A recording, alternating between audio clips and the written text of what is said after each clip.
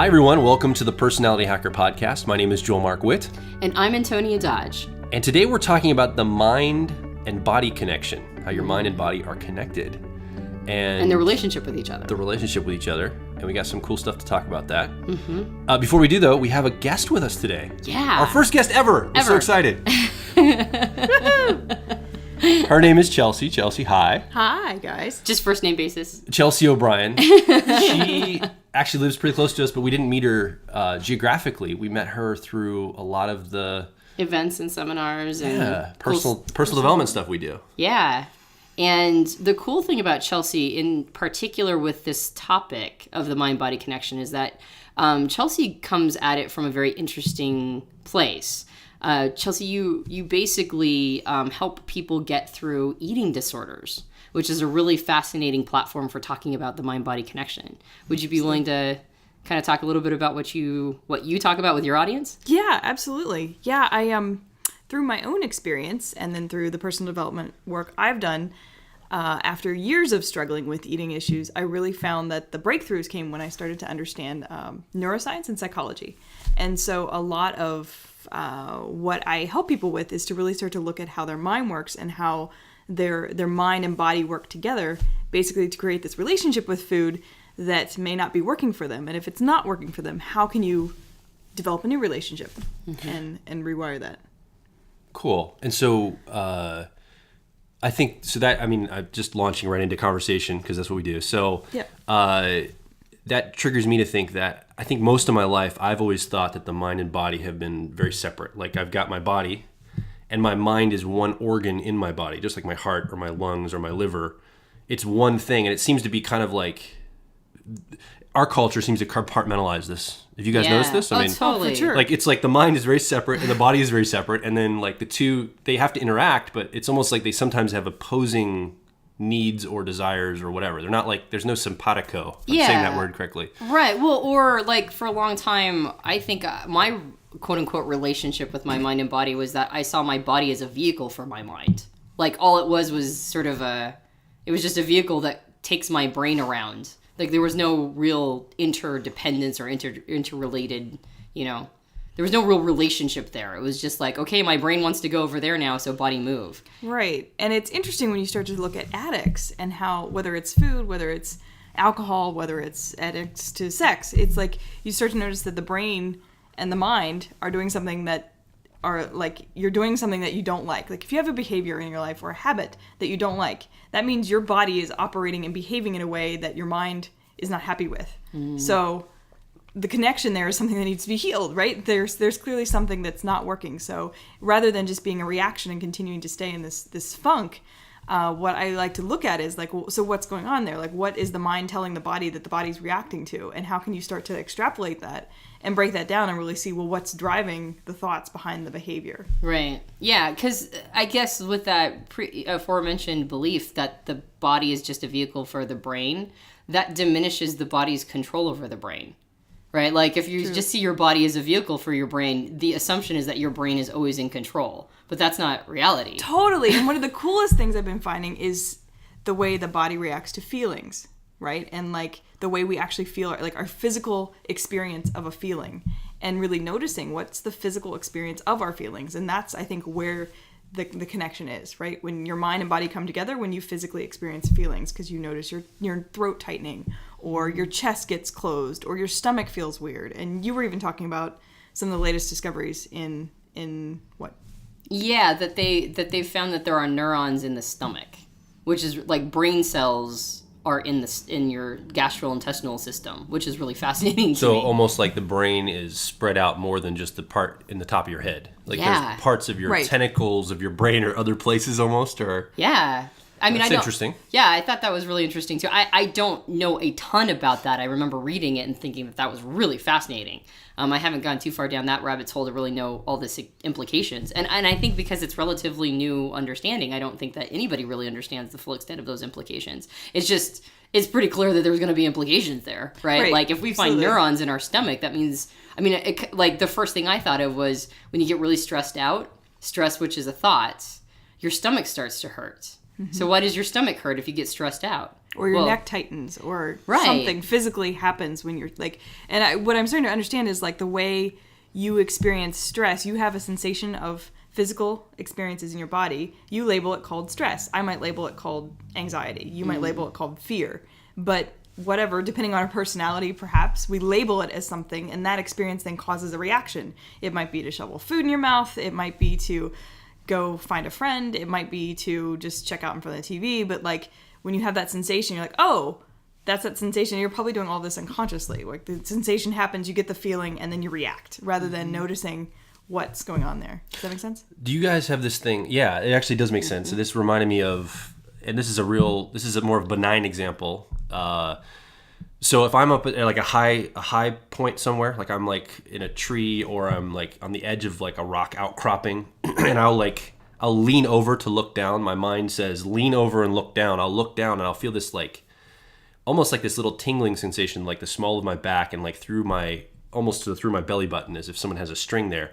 And it's like sends this like signal from my gut up that says, whoa, if you keep leaning, you're going to fall and die. Like I have this mechanism that my body takes over, almost over my mind, to say, whatever your mind's telling you right now, this is not cool. If you keep leaning, you are going to die. We're not on board with this. I'm like, whoa. And so like my body's telling me something that my mind may not even be thinking about in a moment. Right. And yet it is your mind. It is my mind, I think. That's registering It's weird, yeah. So, but it feels so physical. It doesn't feel like I'm mentally going, oh, no, this doesn't make any sense to lean over this rock outcropping because I could fall and this is about 30 feet and I'm doing all these calculations, you know? Exactly. No, and that's great because you said it feels so physical, and I feel like that's what people deal with when they have a craving. Like, oh, I'm craving ice cream right now. Like, and you're like, oh, it's just a physical craving. Well, maybe it's not. Maybe it's a thought about something that had you feel sad or something that had you feel stressed, and somewhere at some point you connected the resolution to stress to be maybe to eat food, and that makes you feel better. And you did that once, and then you did it twice, and then you did it again, and over the course of years, you're like the neurons that wire together, fire together. You've started to program this reaction in your brain called, oh, when I feel stress, I eat ice cream, I feel better. And so you feel like you just have a craving, you don't know why. It's because you have learned to adapt to stress by feeding it to make it feel better, right? Like it's like you've wired this behavior over time that even if you're not even stressed, you just have a craving for ice cream because that's just the behavior you've started to develop. Does that make sense? Yeah. Well, I'm going to put you on the spot. Are you cool with this? Like, I didn't know if you're uncomfortable with this, sharing your personal story. It doesn't have to be like real long or like every little I could go on and on. dark secret of any personal story, but you have the reason you're interested in this is because you have some experience. This is something you've dealt with in your life. Like you've gone through some of this experience and now you want to help other people.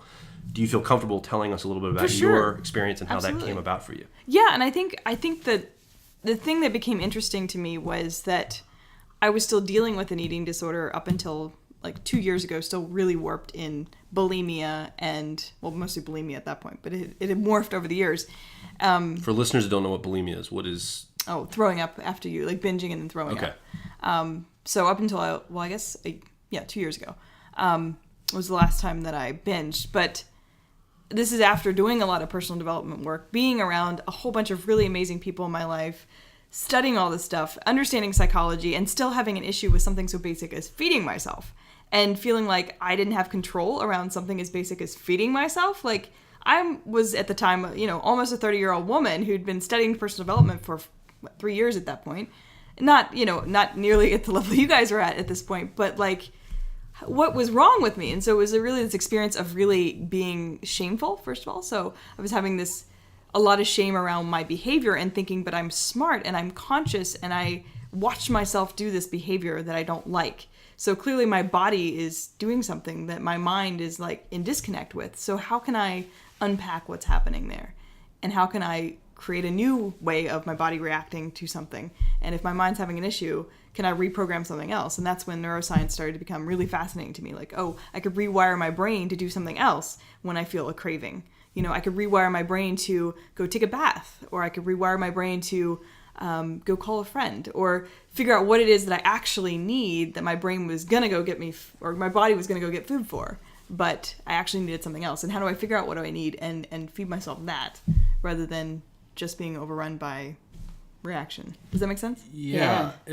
The one thing, and I want to get back to the data, what you said, the one thing that stood out to me, and I don't know about for you, Antonia, as you were listening to Chelsea's story, this idea that you were almost 30-year-old woman, you had been in personal development, and the frustration came from like, I should have this handled. Like, why am I dealing with something about eating when like that's the basic function of our human nature? Like, we all have to eat to survive, and I want to be dealing with like maybe relationship issues. I want to like go on to the next level. I want bigger stuff in my life to be dealing with. This is the thing I'm dealing with. Why, like it would be a frustration, and I would assume based on our audience, I'm guessing a lot of people are into personal development in our audience.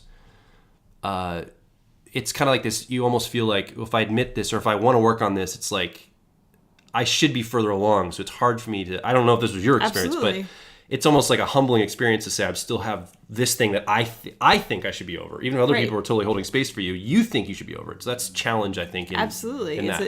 There's a lot of shame that gets warped. And then my experience of working with people now has been a lot of actually men have come up and said, yeah, I still deal with this thing, and I'm a man, so like this is a really putsy thing to be dealing with, and I can't control how I eat, like I'm a man. So like then there's another layer of feeling not masculine because you have this issue with something like eating, which is kind of a women's problem. So I just want to call out to any men that might be feeling like there's there's something there to deal with that maybe you're just feeling shame around, and so that's just part of it that works in there. So in your practice, part of what you do for people that you help coach and teach is holding space for them to say, it's okay that you're here. It's like, that's not a bad thing, you're working on this. And that's like kind of the first, would you say that's like the first, like, get help? And I'm glad you came and you asked for help for this because it's something that is totally appropriate to work on. Yeah, absolutely. And really realizing that like, it's just a matter of understanding some distinctions and how to work with that little voice in your head and have a relationship with it that's not controlling you, where you are in control of the relationship with that voice, which then helps affect your behaviors. We just did a podcast not that long ago on what the thinker thinks the prover proves. And basically the point of the podcast was that our brains have, if you're going to look at it through that model, like two parts of it, which is the desire to build a belief system or a thought. And then the other part of our brain, sets about proving it. And we end up going on autopilot a lot because our thought processes may not have started with us. We may have just adopted them. And so then we go about proving them. And so when you're talking about sort of this concept of programming your mind, in that podcast, we mentioned how like pretty much the only thing you have control over is sort of the GPS unit because we're on autopilot so often. And by the time we get to a decision point, we actually made that decision like 10 decisions ago. So one of the best things we can do is pick up ideas, concepts, models that help us get into that GPS unit and be able to reprogram it so that when we're on autopilot, we're making the decisions that we want to make. Because like in a binge eating situation, my guess is that once you've got the spoon in your hand and the tub of ice cream in like the cradle of your arm and you're like, whipping it down and you're covered with chocolate over your face, it's not like you made that decision 2 seconds before you grabbed the spoon. You made that decision a while back. Absolutely. And that's what it sounds like you're saying basically is like, you make these associations, and like you said, the neurons that fire together wire together. So like you've already made these associations. So by the time you get to the binge eating moment, like this is now sort of a neural pathway that's been carved such a long time ago and you feel shame around having made the choice or the decision. But the reality is by the time you got to the moment of the decision, that's not when the decision was made. Absolutely. And that's probably my number one frustration with eating disorder advice is like, oh, you should journal about your feelings and figure out what happened, earlier that day that made you want to eat. And I was experiencing that I had a habit like of every evening having this binging episode come up when I wasn't even triggered. Like my life was good, my business was working. I'm like, why am I still doing this? There's nothing even triggering. I'm not even sad. So it's like, it's got to be something more than some emotion that caused me to do this today. Right, like a trigger event. Yeah, like it had to be something that's just been perpetuated over time. Some like sort of mental habit. Yes. So then what I find really fascinating, especially through the lens of the topic of the mind-body connection, so what do you see is the part of the body and the part of the mind that's either not in relationship like it should be or is in relationship and creating, like, perpetuating these behaviors? Like where does the connection between the two really come in to, say, overcoming, a habit like binge eating or any other addiction. I think it's when you start to identify what's called the lizard brain.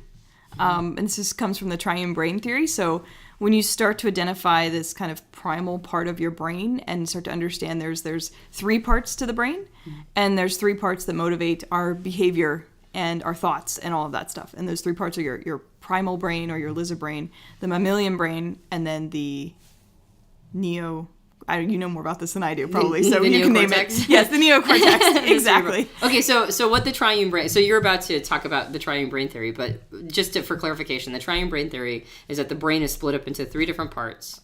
One is called the primal part, which is the lizard brain.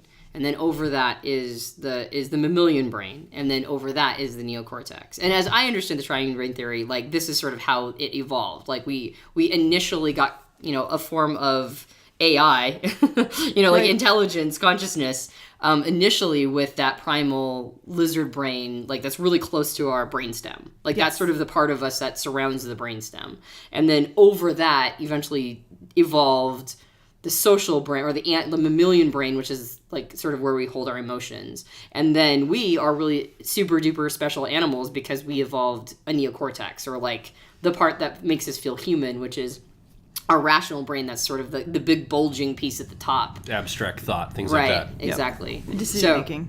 Yeah. So anyway, I just wanted to clarify that because I think it's a really awesome model. And by the way, the lizard brain, if I'm not mistaken, is the part where we hold our primal desires like sex, food, Exactly, living, which is where this gets interesting with that part, because the primal brain is the part that's dealing with feeding yourself, right? Mm-hmm. So it's a very basic primal, you have to eat, right? So if you're dealing with an eating issue, you're dealing with a lizard brain that's reacting a certain way for a certain reason. And a lot of times people that, say, have dieted for years and years, or they don't eat a certain kind of food, like, oh, I'm not going to eat gluten now, or I'm not going to eat dairy, or whatever the trend happens to be, it has this message going to the primal brain of like, oh, restriction. I'm getting restricted from something. Oh my God, the next time I'm around food, I better eat it because... Geez. Who knows when I'll be able to next time. Knows when So the primal brain is going to do whatever it needs to make sure you eat the next time you're around food. So if you restrict all day, then the primal brain is just going to go nuts whenever it finally has this point of maybe your consciousness isn't exactly, maybe you're tired or you're stressed or whatever. And so when you're kind of not on your game, your lizard brain's going to come out and be like, go eat, please, because I'm restricted. I don't have much. So the primal brain will override all conscious thought when it gets triggered. And, it may have been triggered 10 years ago when you started dieting, but you've programmed this way of reacting now to this primal brain that gets triggered. Mm-hmm. And, your conscious thought sort of is a servant. I would assume that it would also be our ancestry, living in caves, may have got a kill once every other day. Absolutely. And so the little family tribe comes together and eats the kill when it's available, while it's hot and fresh, and then they don't eat for another day or two. And so there's probably this pattern of, if you feel like, if the opportunity presents itself, eat it. But now technology makes it so that we could have that kill every hour if we want it. Like we have the ability to go to the freezer and pull out anything, and we have this technological ability to have what our ancestors didn't have. So now it presents a whole other level of problems, I'm guessing, too. Absolutely, yeah. Because we have that available to us. You've got a lizard brain that's wired to eat whenever it's available, and then you've got a society where it's always available. Mm-hmm. And so you're managing all of that, and your conscious brain that's like, I don't know why I just eat so much every evening, or I don't know why I have to, I can't seem to stop eating when I'm full. Well, it's probably because you've wired your brain that way at a certain point. Mm-hmm. And so your lizard brain is just trying to eat as much as it can because it got triggered when you first started dieting when you were 15 or something. Right. So basically then we're dealing with ancient programming. Yeah. In a world that the technology has outpaced the programming. Yeah. And so we overconsume because our ancient programming says we don't know when we're going to be able to get to the next phase. So then where does the mammalian brain come in to this? So the mammalian brain, it's interesting because you kind of have the mammalian brain comes in with whatever associations you might have had around, like, it's basically your mammalian brain is stressed, right? Or it's feeling whatever it was that's causing the lizard brain to want to eat, right? Mm-hmm. And then once you start eating and you are appeasing the lizard brain, then the mammalian brain immediately goes, oh, thank God, I got the comfort. Whatever it was that it was feeling stressed about now is gone and it's resolved. So now it shoots off, this emotion of it feeling good, or it feels better, and it feels like it's resolved, and then it quiets down the lizard brain, right? And until it comes up again. So it's like the mammalian brain gets quiet, like, I'm not sure if I'm even explaining this right, but like it helps you to feel better until then it starts to feel like shame, because then you feel like, why do I keep doing this? Why do I keep eating so much? And so then this like emotional sort of turbulence starts to build inside of you, where you can't understand why you feel good, and then you feel shame, and then your conscious brain's like, I don't know why I keep doing this, but it feels good, and then it doesn't feel good, and then you're like in such conflict with all your three parts that you probably just keep eating just to keep resolving the stress that you've now created in your brain because all three parts aren't working together. And it seems, as you were describing that what came up for me is it kind of feels like the neocortex thinks it should be in control. Yes. Like that conscious, like the thoughtful part, it thinks it should be and believes it is in control.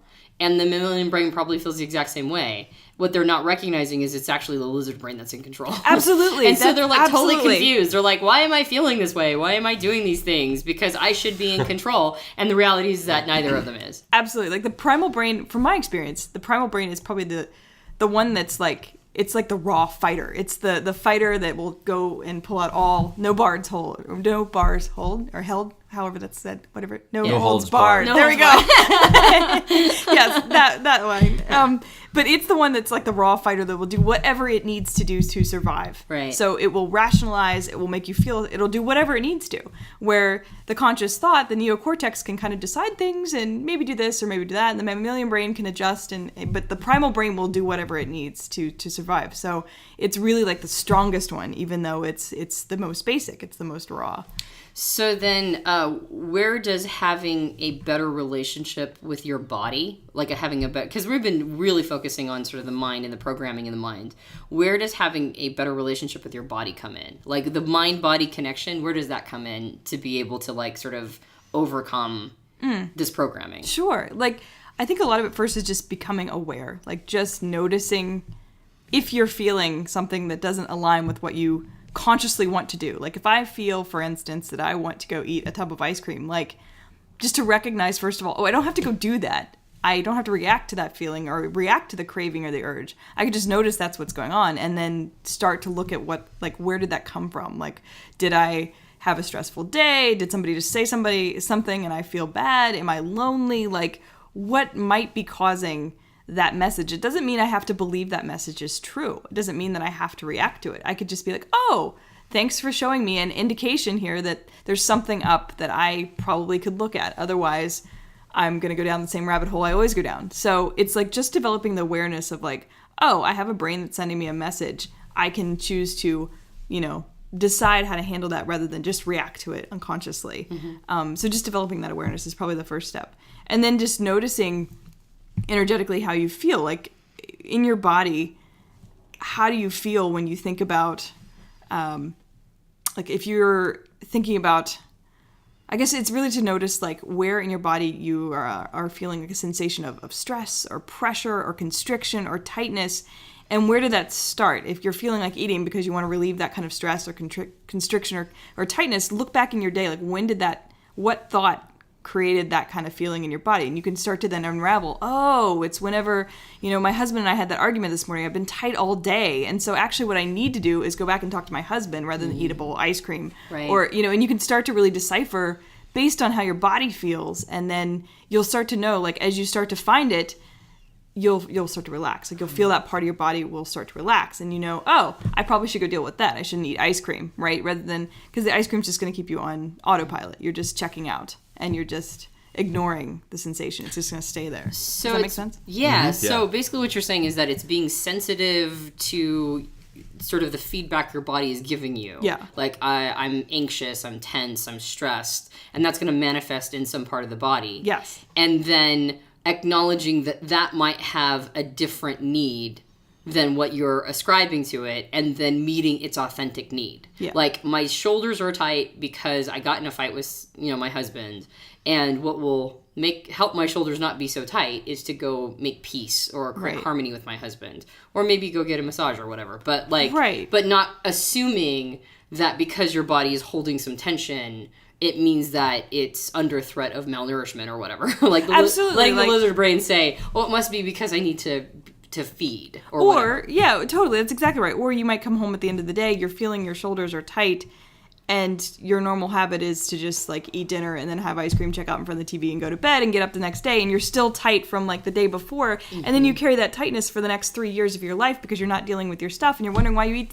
ice cream every evening. Right. And you're tight and you have no idea that it's because you haven't noticed the stress and this tension. So you kind of start to realize that the stress and the tension, that there's another alternative to it, and start to look at, well, what part of the day do I feel it the most, and how long have I been feeling this, and when do I not feel that? You know? I would imagine the more divorced the relationship between the mind and body is, the less you're even acknowledging that it's starting in the body. Yes, exactly. That the tension is even you're not even aware that that's what's going on. And that's what as you were talking, this kind of popped up to me in real time. So this is not research, but this is, so I have this feeling that thoughts move faster than like body feelings.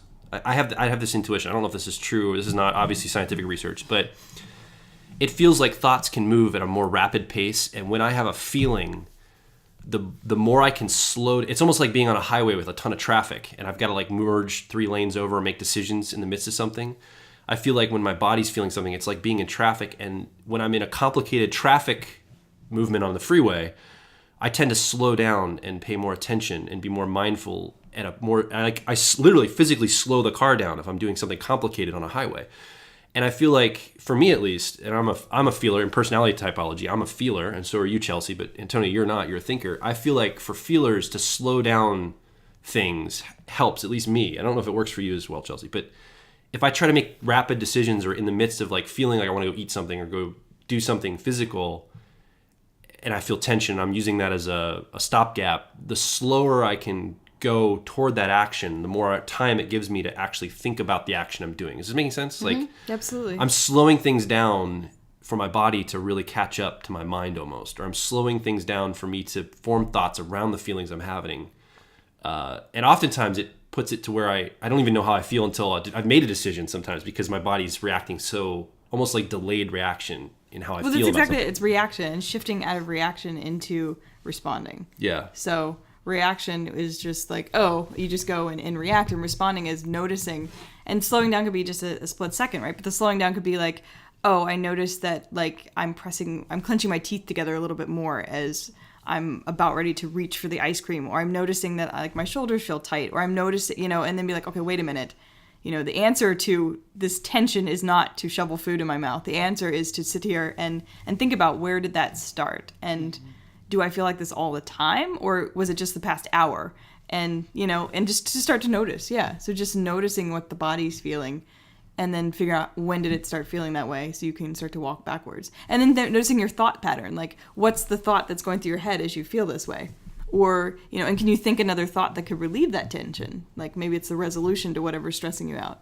And just noticing how your body feels when you think about going back and talking to your mate to resolve. Like, do you feel better about that? Does that, like, in our bodies we can sense, I think, whether something's the right thing to do or not. Like we know if it's in integrity with what's actually going to work. We can feel it. I feel like, I don't know about you guys, but I definitely feel it that way. Start to feel, is it opening or is it closing? And I think that maybe, like we were saying, Antonia, what if you have a divorced relationship with your body and mind? Mm-hmm. I think slowing down, in particular for people that have that divorce, will allow their body and mind to be able to come together more close. In other words, you feel something, you feel like, I want to go do this activity that makes me feel better. And in this case, it would be binge eating, for example. But if you can like stop for a second, close your eyes, feel your feet on the ground, like center yourself, and give yourself some time to feel those emotions, or feel it, map it in your body, or feel something that you give your mind and body time to like get together and have a powwow or something. Does that make sense? Like the slower you can approach it, I feel like sometimes you don't have that option. You're like in a drive-through, or somebody might be in a drive-through, like I gotta eat, so I want to go through this drive-through and eat something quickly, and I maybe order too much, or absolutely, yeah, and even part of it is so one of the things I teach about is just slowing down. So if you decide that you really do want to eat it, great. So like really, really get into it. Like smell it, taste it, like slow down the experience of eating it to the point where you're just so in the experience that it just amps up all the sensation, right? And that can fulfill you in many ways, where you don't need to eat like a whole bucket. You could eat a couple bites and be like, oh my God, this is amazing. And even that, like in the moment, could resolve and give you that hit of whatever you need to go back to figuring out what's stressing you out. And I was, as you guys were talking, I was just thinking, one of the great things about using your body as a litmus test for what's going on is that you don't necessarily have to apply any sort of judgment to the experience that your body's having. Meaning, like, if you've binge eaten or done anything else that is an addictive behavior, and the result is that your body is now, like, punishing you, right? Like, it's like you're sick now, or you hurt, or something doesn't feel right, or you experience some sort of, like, illness. If you just sit with the experience of the body, you don't necessarily have to apply a story to it, like, I'm a bad person, or I'm feeling so much guilt. I think one of the things that we have a tendency to do is we believe that the guilt we're experiencing right now is going to hold over to the next experience, and I've never seen that. Like, if I'm feeling guilt right now, it might be really visceral to me at the moment, but the next time I'm entering into the situation, I've totally forgotten that guilt. Oh, yeah. It's like labor, right? Like, once you have a baby, like, by the time you get pregnant again, you've pretty much forgotten what the labor was like, right? Which is the only way that somebody can have a baby, like 2 babies, is if they can forget it.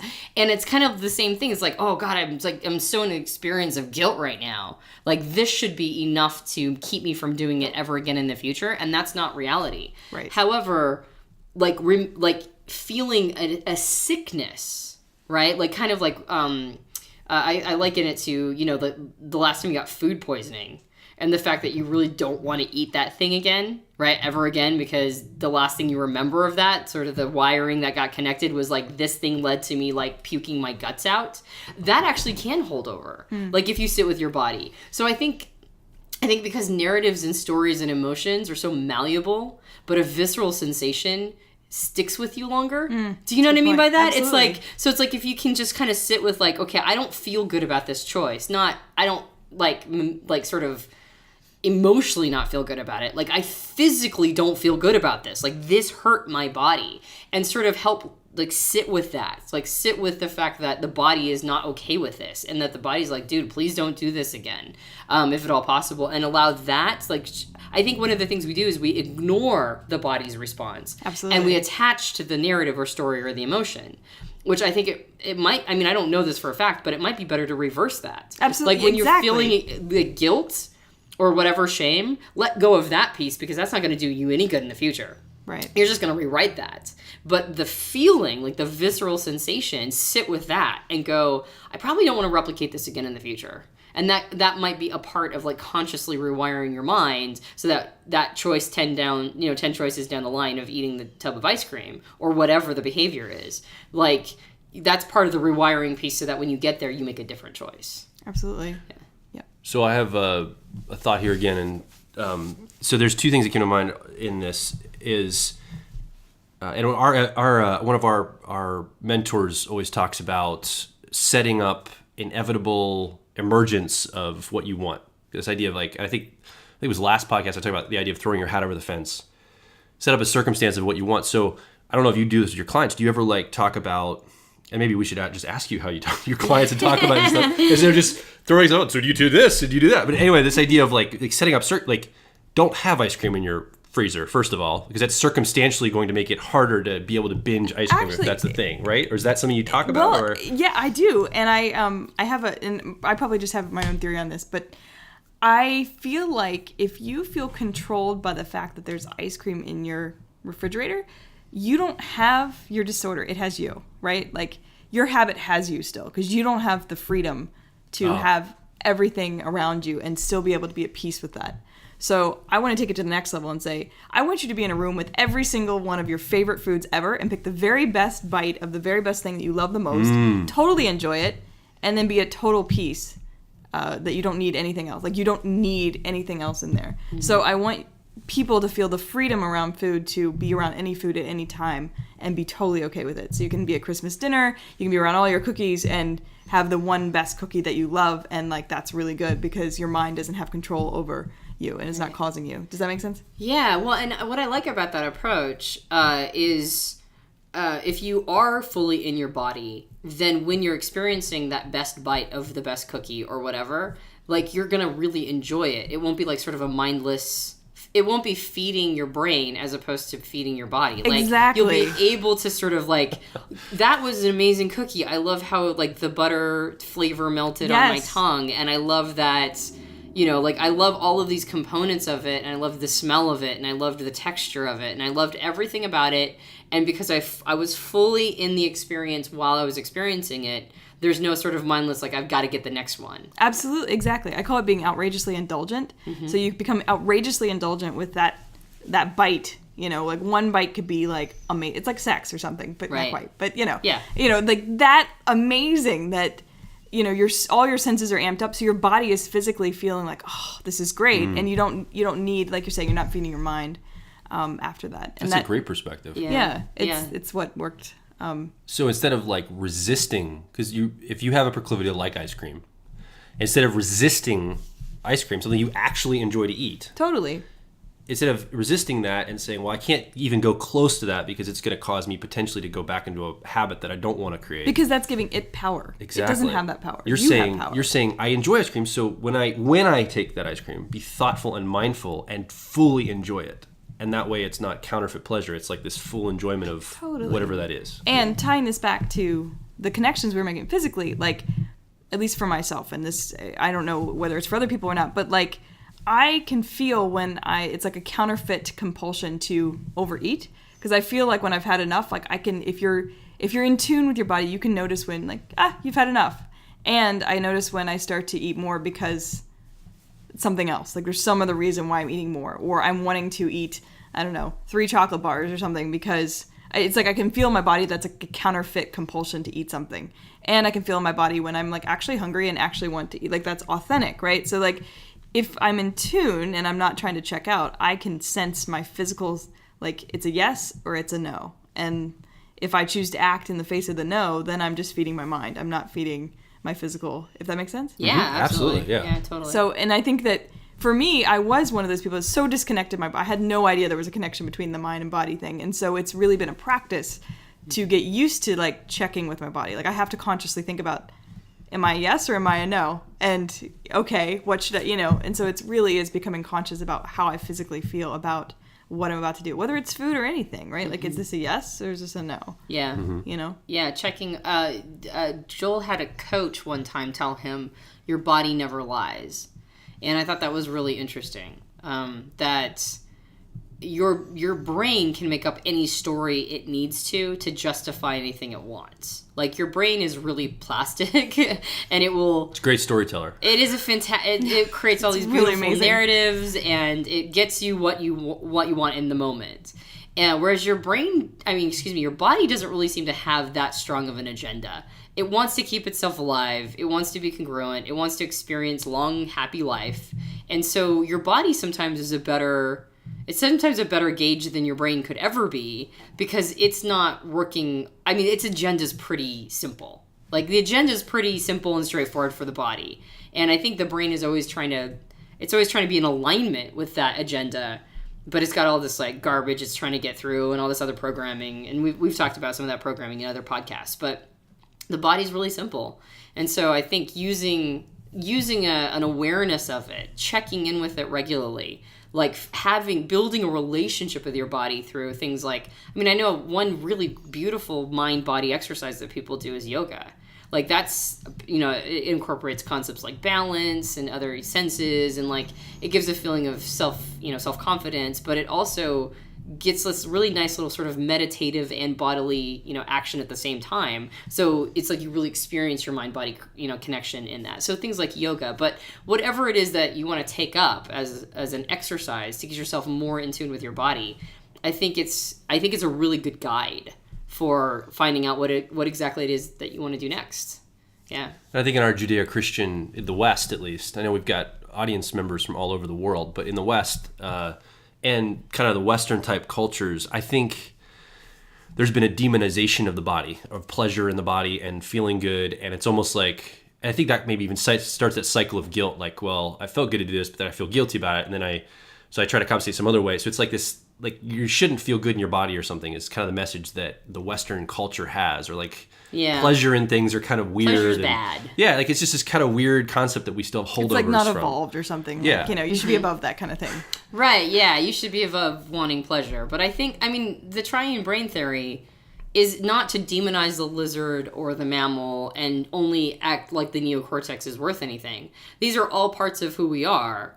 And so if we try to ignore their needs, they're just going to get more insistent. Absolutely. You know, so it's like, it's about understanding that there is legitimate needs that need to be met. And then once they're met, everybody just kind of calms down. You know, like everything inside just kind of chills. Yeah, and that's exactly why, like, it might be okay to eat the ice cream, right? Like, give the animal or the lizard brain what it needs, but just, like, really, like, get into it, you know, and give it, like, all the full sensation of pleasure. Don't check out and just keep shoveling more in without being in tune with, like, just how amazing it is, right? So then, and enjoy it with your emotions. That's a mammalian brain. And then consciously choose to do that, which would be your neocortex, right? And like just really make it a yes across all levels, I guess is what I'm trying to say. One of the nice things in neocortex to do is it can meal plan to make sure that everything that the lizard might need gets met.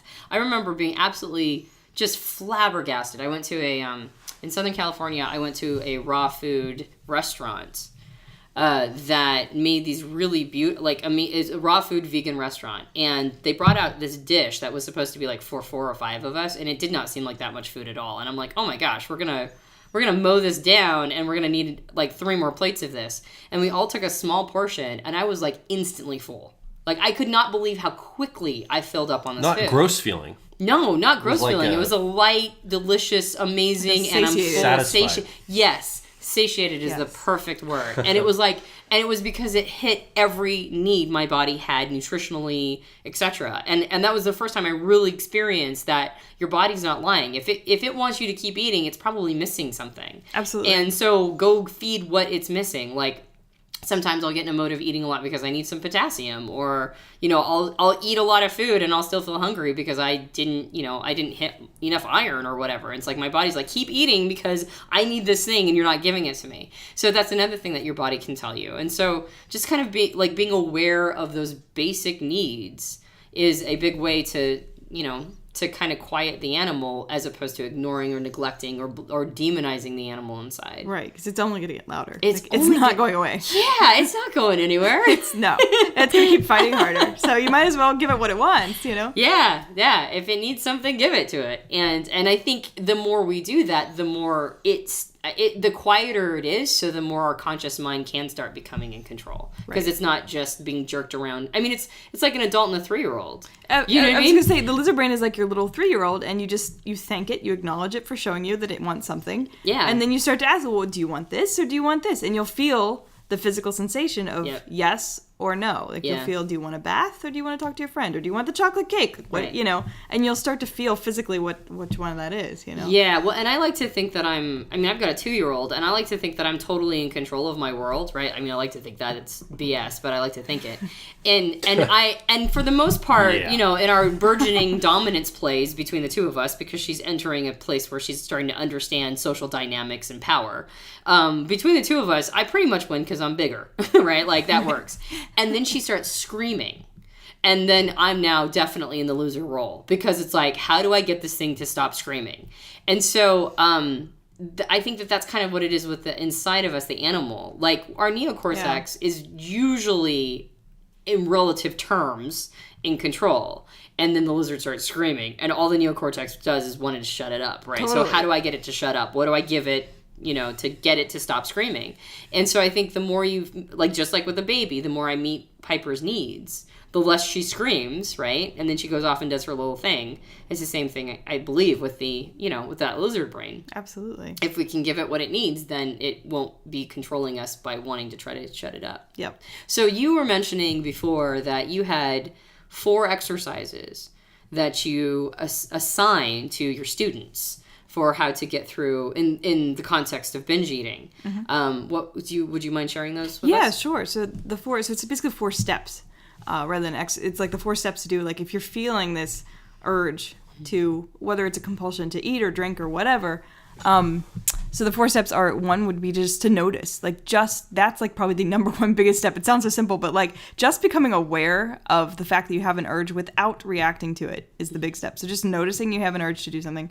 The second one is allowing the urge to be there. Like, allow it to be okay that you're wanting to do what you want to do. You don't have to react, so just allowing it to be there, allowing yourself to feel whatever you feel because Like maybe you feel ashamed that you have this urge, or maybe you feel anxious because you want to go feed the urge, or like just notice and allow the feeling that comes just to be there without reacting.